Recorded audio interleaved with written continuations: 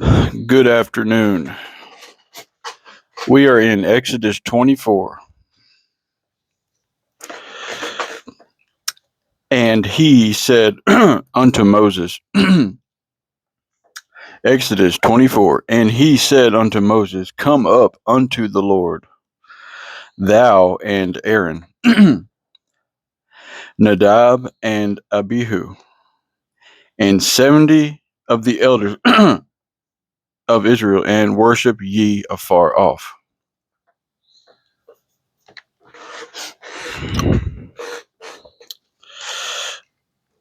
And verse 2, and Moses alone shall come near the Lord, but they shall not come nigh, neither shall the people go up with him. 3. And Moses came and told the people all the words of the Lord, and all the judgments. And all the people answered with one voice, and said, All the words which the Lord hath said we will do.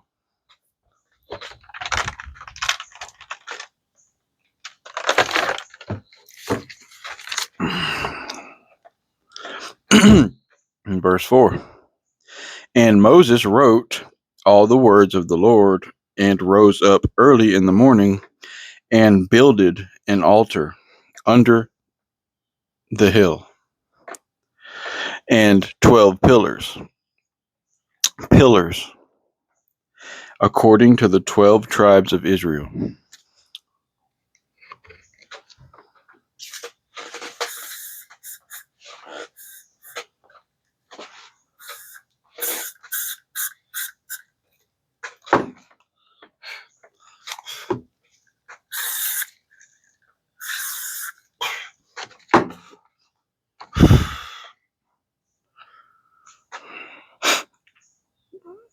Verse 5.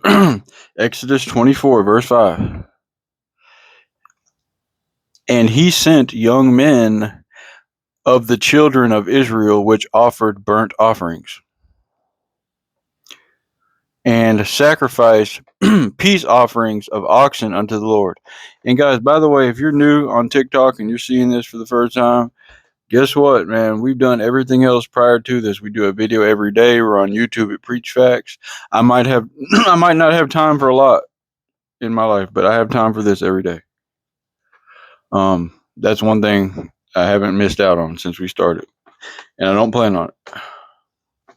So, if you're new to the channel, we have a ton of videos. I'm on YouTube at Preach Facts.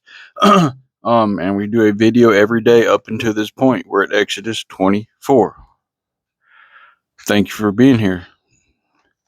Okay. We're on YouTube at Preach Facts, 2 words. All right. So,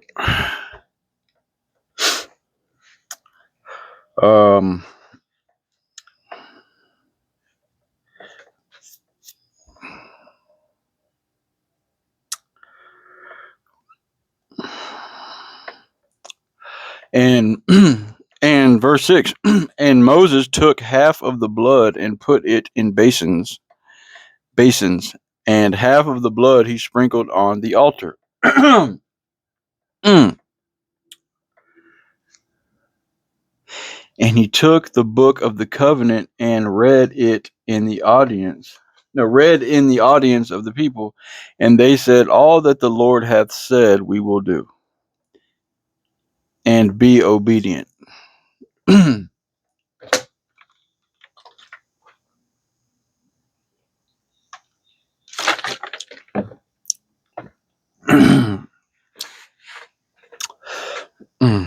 8.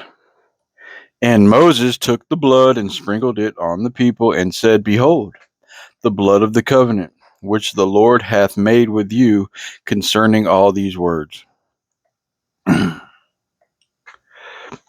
And as you know, as a new student to theology or religion, this is symbolic. The Christ The whole Christ theology that we have comes from this.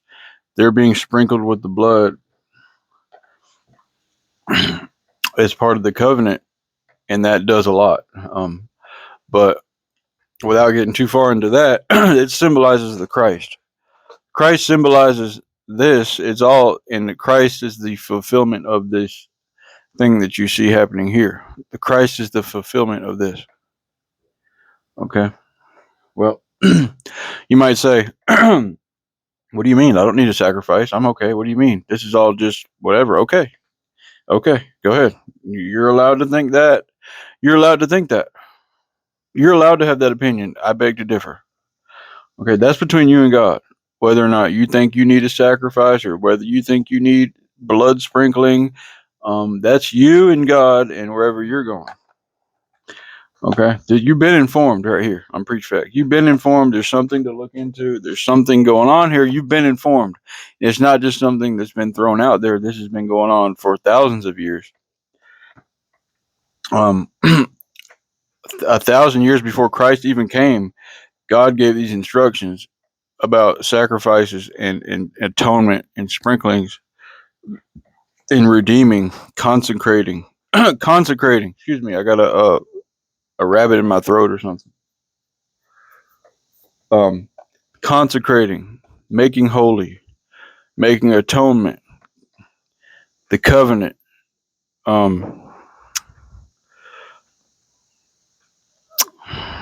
worshiping, all kinds of stuff, the commandment, everything God said, hey, if y'all do this, y'all be okay. If you don't, you won't be okay. Boom. We have tons of information in front of us. You can deny it if you want, but it's there. It's there. So you've been informed. You've been informed here on Preach Facts.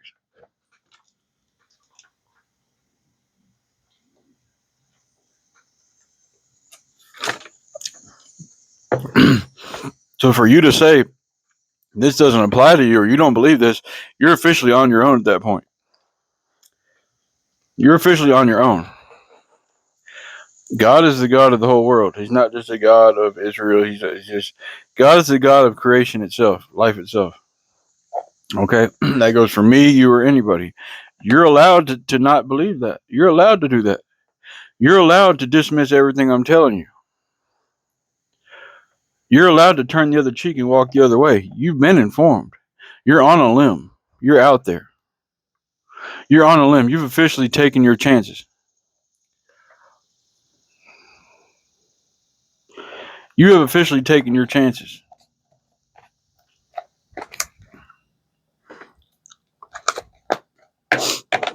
Okay?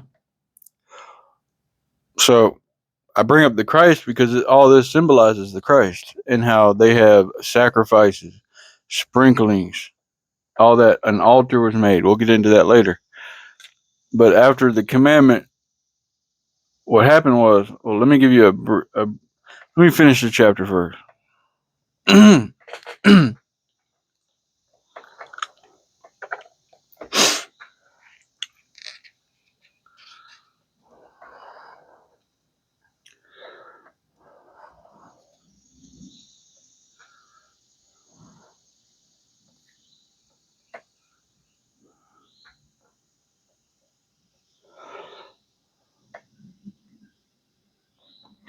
Okay, verse 8. And Moses took the blood and sprinkled it on the people, and said, Behold, the blood of the covenant which the Lord hath made with you concerning all these words. Then went up Moses and Aaron, Nadab and Abihu, and 70 of the elders of Israel. And they saw the God of Israel, and there was under his feet as it were a paved work of sapphire stone, and it were the body of heaven in its clearness. No, as it were the body of heaven in its clearness. Okay. So for one, okay, when God came down and did this, for one, he's been doing it since since before they came out of Egypt. But when he came down and started doing all this, it wasn't like no optional thing. Oh, well, I don't really like this whole God thing. I'm just gonna, go about my way. That's not really how that works. It's okay. I'm here. There is no other option. I'm here. I'm God. Okay. Um, Obviously you can see I'm in your favor. I'm trying to guide y'all into a purpose that I've had. I have a purpose for y'all. Okay. I'm for your best interest. I have these laws that it's going to be for the better of the community. Um, um, and hopefully you see that this is an improvement or something that you would want. You'd rather have this in place than not have this in place. So as you can see, I'm here for your protection. I'm here for the longevity of you and your culture. At the same time, I am arbitrary, and I say I. Forgive me, Lord. I'm just trying to illustrate the point thing. This God is arbitrary. He's in the picture. Um, so I'm just trying to give you a circumspect position to understand a lot of different sides of this. Um, okay. And all right, let's read on for a minute. But this is really getting into we're really getting into some meat and potatoes here because for one, God has made himself known to the culture of the Israelites, whereas before it wasn't just like that, to my knowledge. But when they came into Egypt, it was more like a personal thing with Abraham and Isaac. I mean, yeah, and Jacob. It's more like a personal thing, but now it's more like a community thing. Um, and of course now that Jesus has come, it's a personal thing too. You know, um, but as you can see, it's changing forms. It went from a personal thing to now it's a community thing, and he's like hands on with them. I don't know if I'm making any progress here. I'm just trying to explain the character of what's going on here and how the contrast is between the way it was, what it is now. I mean, where we're at now and where we're headed to the Christ. Um, and all of the drama that happens between now and then and now. But this is our story. Don't forget that all of this stuff is the most truth you'll ever find in the world is right here in the Bible. This is absolute truth that is absolutely relevant to you. You need this like a blade of grass needs sunlight. I know that was random, but yeah, you need this like grass needs the sun to grow. There's no other option. Okay, so I'm just trying to show you that this is absolutely important to understand that this is the only truth. Okay, now let's go on for a minute.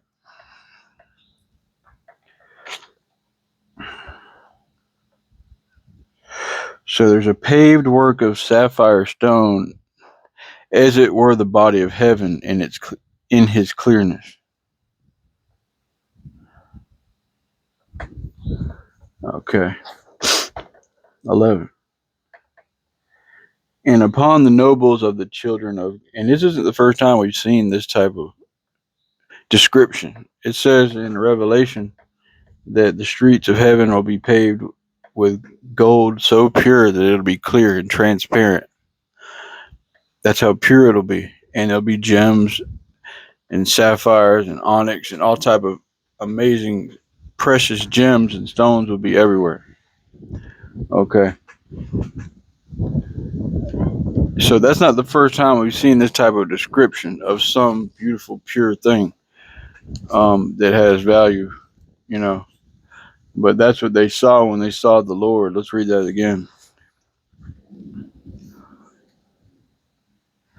And they saw the God of Israel, and there was under his feet, as it were, a paved work of sapphire stone, as it were the body of heaven in his clearness. Can't you see? You can't make this stuff up. You can't make this stuff up. Period. End of story. End of story. Okay.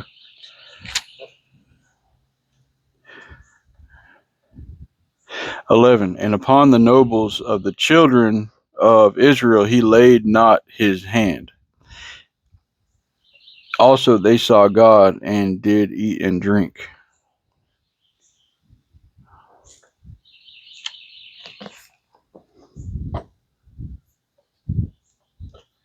"12. And the Lord said unto Moses, Come up to me in the mount, and be there, and I will give thee tables of stone, and a law, and commandments which I have written, that thou mayest teach them. 13. And Moses rose up, and his minister Joshua, and Moses went up into the mount of God.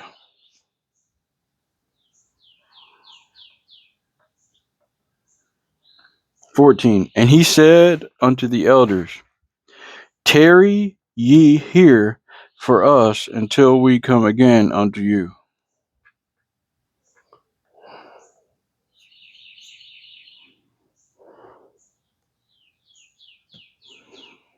And behold, Aaron and Hur are with you. If any man have any matters to do, let him come unto them."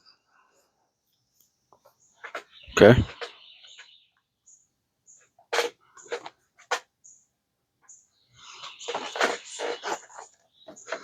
And Moses went up into the mount. 15. And a cloud covered the mount.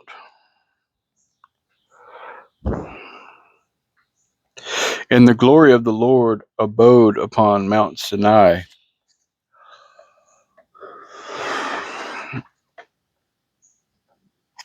And the cloud covered it 6 days, and the seventh day he called unto Moses out of the midst of the cloud. And the sight of the glory of the Lord was like 17.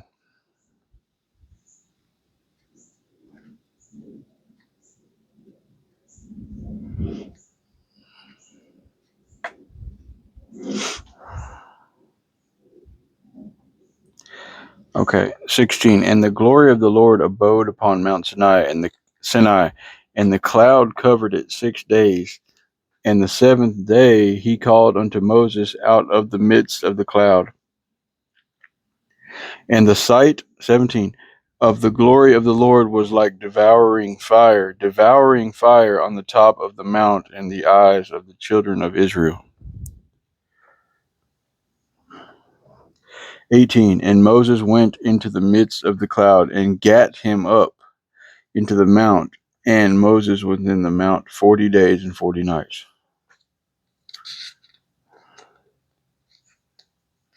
And that's it for 24. So we're at a stopping point. Normally we would plow right into the next one, but we're not going to today. Today that's it for 24. We did 24. But I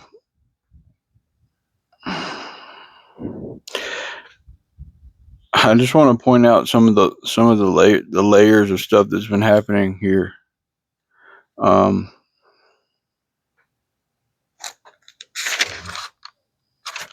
Yeah, I don't want to rush past this. Let's do an outline. Let's look at some of the stuff that's happened. Let's look at some of the stuff that's happened recently here. This is quite literal, the stuff that's happening. Okay. So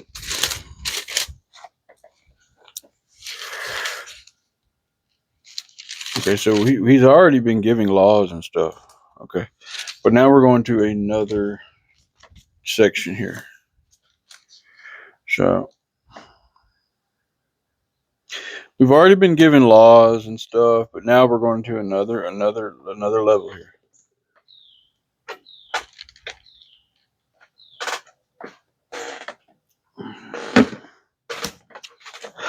So,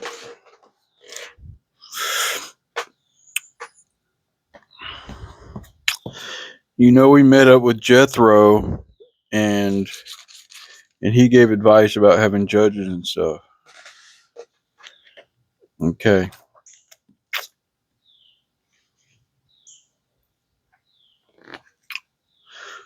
So we have the laws about the Sabbath and festivals. We have the conquest of Canaan promised, and how it's going to happen little by little. Um,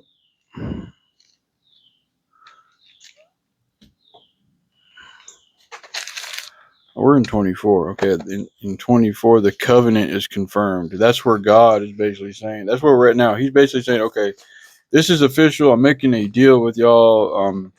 I'm locking this in. This is a real thing. God is making a deal, a covenant here, and making it well known. Okay, this is official. This is happening. I'm making you my people. This is what's going to happen. Y'all are going to go do a bunch of stuff little by little, but I'm fulfilling the promises. And of course, we're going to bring in the Christ later, but they didn't know that. But that's basically where all this is headed.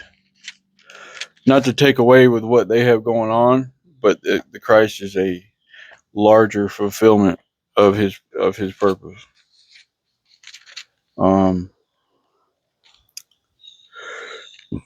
So the covenant is confirmed.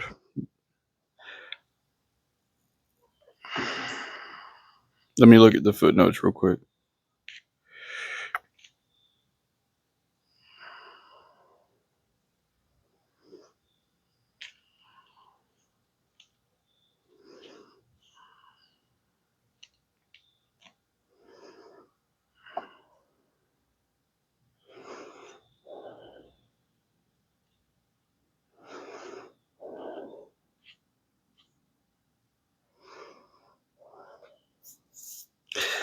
So as they went up, it was, the first you started with everybody, then you have the elders, and then you have, Moses, Joshua, Aaron, and as they go further up, it gets smaller group. Okay, I think it was 70, then 12, and but it gets smaller as they go up, and eventually, it just Moses goes into the cloud, of the Lord, the cloud of the Lord's presence. So.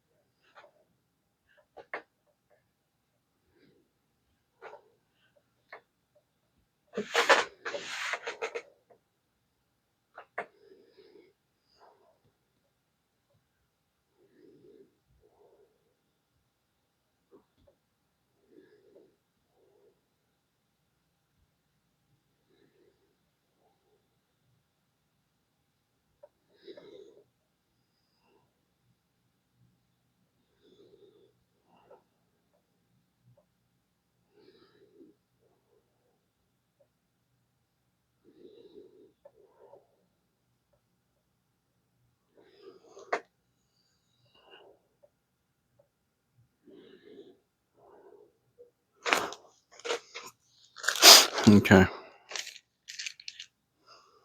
So we're preparing in 25 for the next further instructions about the tabernacle and all that stuff.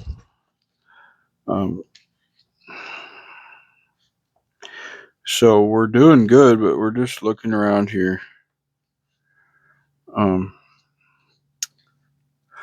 So as you can see, we went from laws, and I feel like I don't know what I'm talking about, but I'm just reading. It's a lot to take in. It really is, but we're just understanding that this is real hard facts. This really happened, and there's a lot to gain from it. The more time you spend with this, the better off you'll be.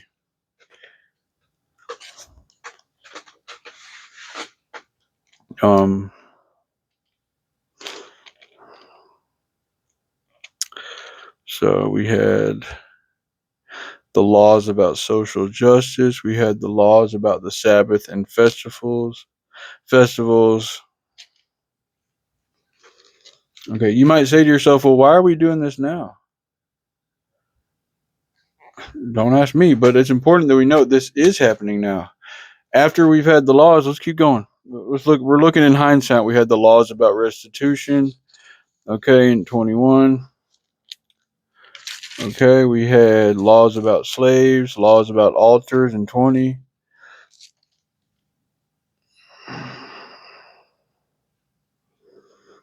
Okay.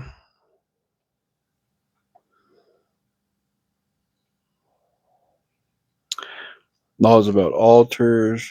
Okay.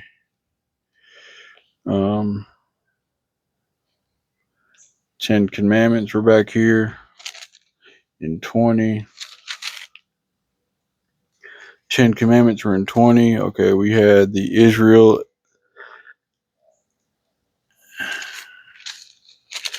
Okay, in 18, we had Jethro's advice where he said, y'all, you need to have elders and judges to help you govern the people. But you got to think, we had over 600,000 people come out of, over 500,000 people came out of Egypt. It's a lot of people for one man to do. So there's order coming in. Jethro's advice. Jethro was a priest. Okay, we don't know what he was a priest of, but Jethro confirms when Moses tells him everything that happened in Egypt. He's like, Jethro's like, yep, you're on the right track. This is really God. Not that we needed Jethro's confirmation, but Jethro just concurs that, okay, Moses, you're really doing it. You're doing your thing. Okay. Israel defeats Amalek in 17. That's where Moses was up top on the mount, and they were holding his hands up, and when they lowered the hands, Amalek was winning. When they raised his hand, Israel was winning. So he got tired, so they sat Moses down, and they held his arms up, and they won. Okay. Water from the rock in 17. Okay. We have bread from heaven in 16, the manna. We got bitter water made sweet in 15. We got the Song of Moses in 15. We got crossing the Red Sea in 14. Okay, we got pillars of cloud and fire in 13. We have 13, the Feast of Unleavened Bread and the consecration of the firstborn. We have the institution of the Passover in 12. We have the Exodus in 12, and we have the plagues in 12. Some of the plagues. Let's see. We have the Passover in 12. We have the final plague in 11 threatened. Okay. We have the 9th plague, darkness. Okay, in 10. The 8th plague, locusts. We have the 7th plague, hail. The 6th plague was boils. The 5th plague, Egyptian livestock die.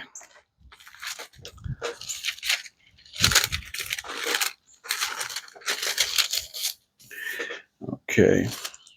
The fourth plague, we have flies.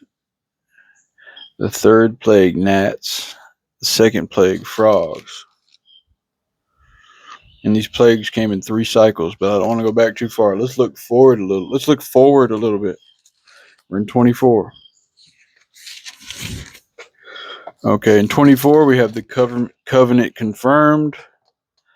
25 we have the contributions for the sanctuary and the Ark of the Covenant. In 25 coming up, we have the table for bread. Okay, we have the golden lampstand in 25. We have in 26 we have the tabernacle. Okay. And in 27 we have the bronze altar. Okay. In 27 we also have the court of the tabernacle and oil for the lamp.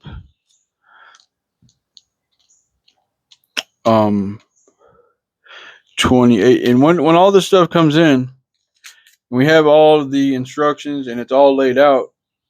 If you have any sense, you'll say, man could never do this. Man could never design something like this in that time, to have exact measurements and exact, made of such magnificent stuff, and all the embroidery and all the fine linens and the colors and the gold and everything that was just so magnificently laid out.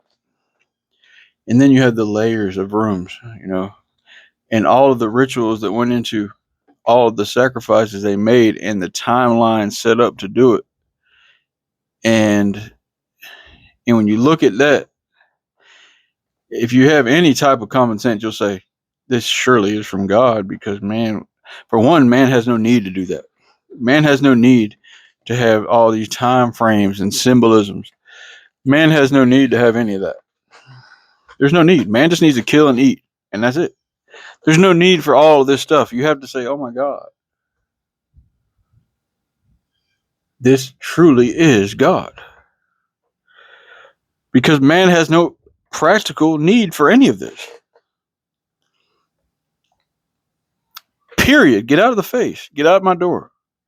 Man has no practical need for these timelines and rituals and washings and basins and selections and time frames and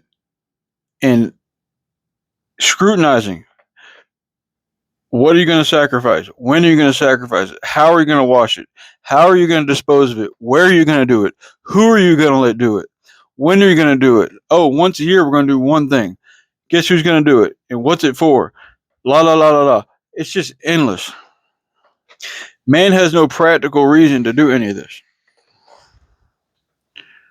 Man has no practical reason to do any of this. There's no reason you can tell me this happened other than God did it. Period. When man designs stuff, it's practical. Okay, we need elevators. We get up the top of the building. We're going to build an elevator. That's the extent of man's thinking. Okay, you need a food court. You need to eat. Boom. You need a restroom. Boom. There you go. Man isn't going to do anything like this. This stuff has no practical value for man. This is a symbol from God for worship Him. Not manufactured by God, coming straight from God. These instructions. And it shines. It shines. Silver lining. A blaring red. A blaring neon sign saying, this is God all over this. If you've never looked, take my word for it. Man would never make this stuff happen or come up with it.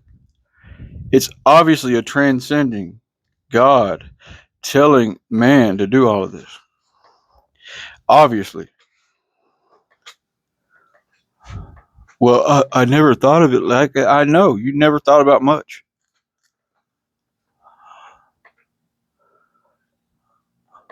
Well,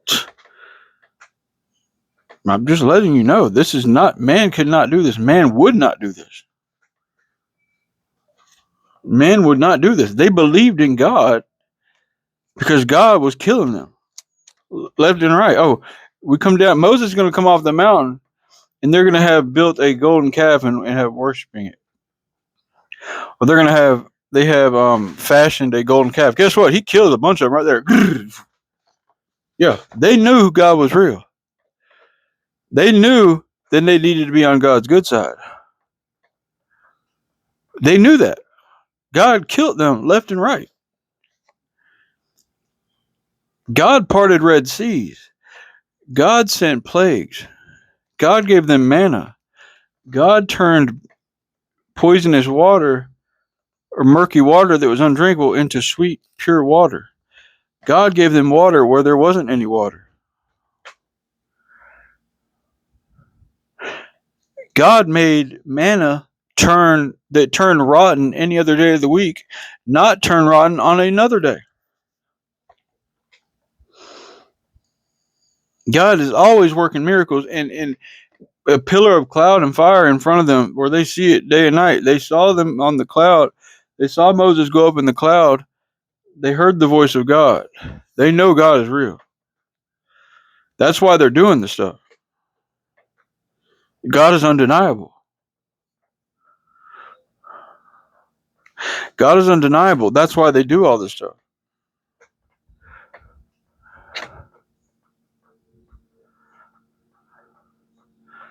God has sent plagues on Pharaoh, killed his firstborn, frogs, hail, fire, burning bushes, flies, darkness, blood on doorposts, Passover feast, unleavened bread, holidays,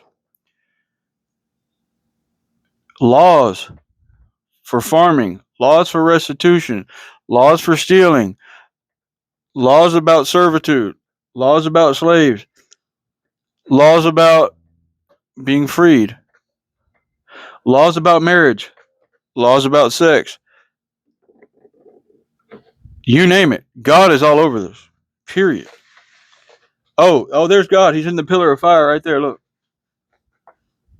Yeah, he led us out of Egypt. He let us pass through the Red Sea while it was still open. And he had the waters do taekwondo on the Egyptians while we were still in it and let us pass through. And at the same time, the waters were getting them in the back. But he didn't close it up till we were through. And the water, it wasn't even soggy when we passed through. The wind was such a force that it dried up the land, or God made it solid for us to walk through.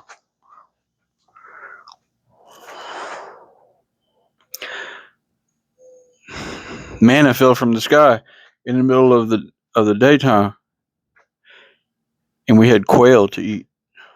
I don't know if we've got to the quail yet, but they had food falling from the sky, and we had special instructions on that, so we knew that was from God. And if we didn't follow his instructions, it turned rancid the next day. But on Saturday, it didn't. It lasted another day just because he said so.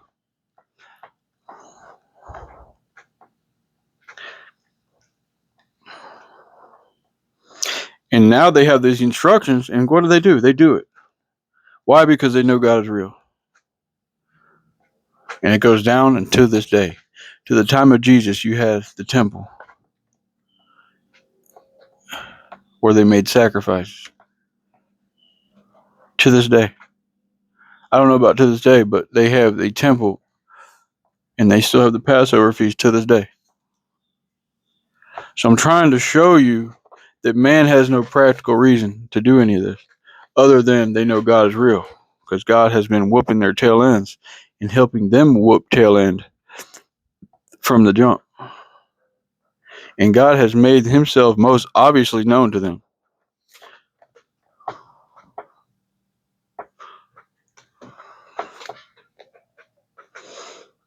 He couldn't have made himself more known to them.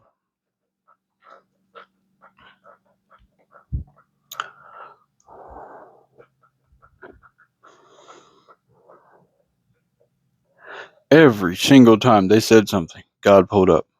Oh, we're out of water. Oh, what did you do to us, Moses? Oh, okay, here you go. Boom. Oh, we're starving out here. Oh, Moses, what did you do? Oh, okay. Here's some manna from the sky. Oh, boom. Okay.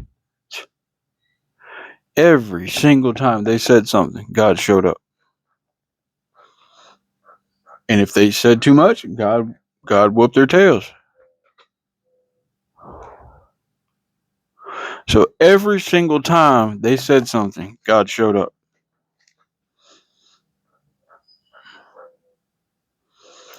To the point where God was a part of their daily lives, literally. They built a house for God because that's what He told them to do. The Ark of the Covenant, a mobile house for God, where they could take this down and set this stuff up wherever they went.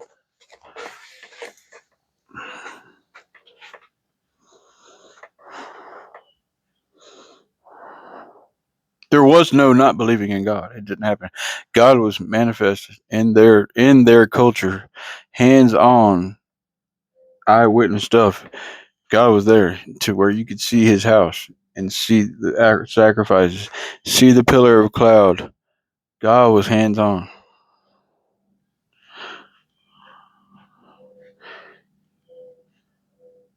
They didn't just say, "Oh, let's make this up. This is cool. Let's do all this and design this." No, man cannot design this. Period. Man cannot design this.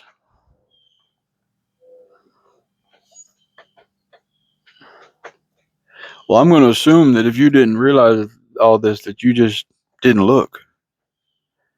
Because if you didn't, then because if you look, you'll see that you can't make this stuff up.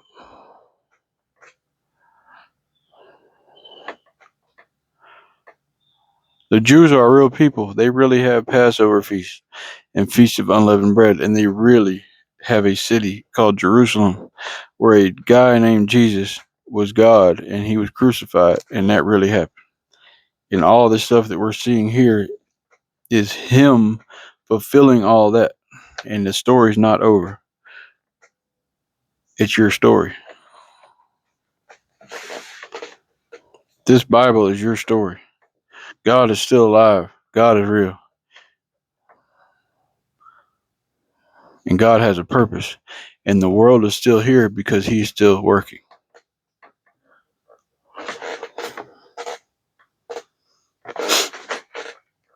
God is not done working. Or else we wouldn't be here.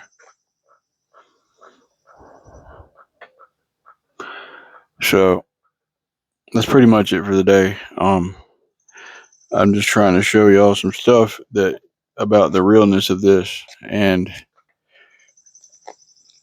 I would really like to hear some type of story that can explain all this in a situation that doesn't involve the truth that God did this.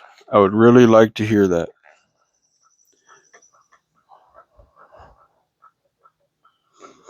Oh, well, it was Egyptian culture and they stole it. Oh, no, no, no, no, no. That's about the only thing that would probably make sense. No, no, sorry. So we're done. We're on YouTube at Preach Facts. We're on TikTok at Preach Facts 7. Yeah. If you want to reach out, you can try the TikTok chat, but please say something other than hello, how are you doing? Because that's all these bots and scammers they say. Oh, where are you from? Oh. Please say something that I know that you're real.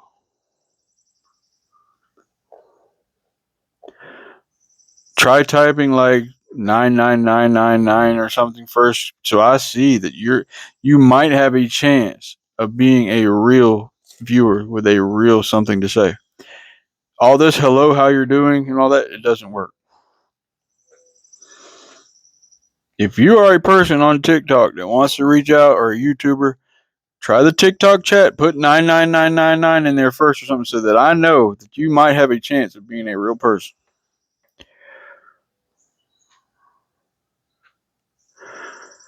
And say, hey, I'm a viewer. I'd like to ask you a question. I think you're doing a terrible job. You don't know what you're talking about.